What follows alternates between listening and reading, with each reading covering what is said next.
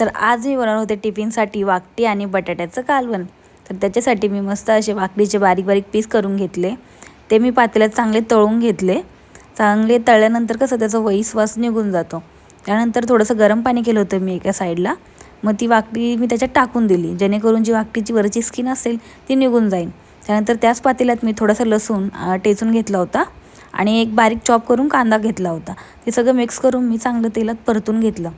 त्याच्यानंतर मी त्याच्यात अद्रक, लसूण, मिरची, कोथिंबीर यांची पेस्ट टाकली 1-1 चम्मच। ते सगळं टाकल्यानंतर ते पण चांगलं मी असं मस्त परतून घेतलं। एक टोमॅटो पण टाकला होता मी त्याच्यात, तो पण मी चांगलं टाकून परतून घेतलं। त्याच्यानंतर मी त्याच्यात टाकली होती 1 चम्मच हळद आणि थोडंसं चवीनुसार मीठ टाकलं होतं।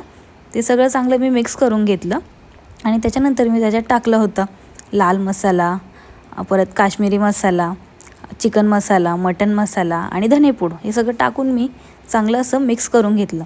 थोडंसं पाणी टाकलं होतं आणि ते पण मस्त असं चांगलं मी मिक्स केलं। त्याच्यानंतर त्याच्यावर मी झाकण ठेवलं, त्याची चांगली एक वाफ काढून घेतली आणि वाफ काढल्यानंतर मग मी वाकटी गरम पाण्यात धुवून घेतली होती, त्याच्यात थोडंसं लिंबू पिळून ती पण चांगली त्याच्यात मिक्स केली।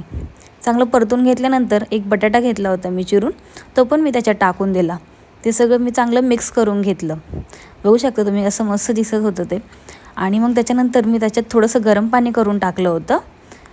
थोडंसं गरम पाणी टाकल्यानंतर मी त्याच्यात टाकली होती कोथिंबीर। तर कोथिंबीर टाकल्यानंतर असं मस्त सगळं मिक्स करून घेतलं। तर त्याची एक वाफ काढून घेतली। तर तुम्ही बघू शकता किती मस्त असं सुक्या वाकटीचं आणि बटाट्याचं कालवण रेडी झालं होतं। तर या मंडळी जेवायला।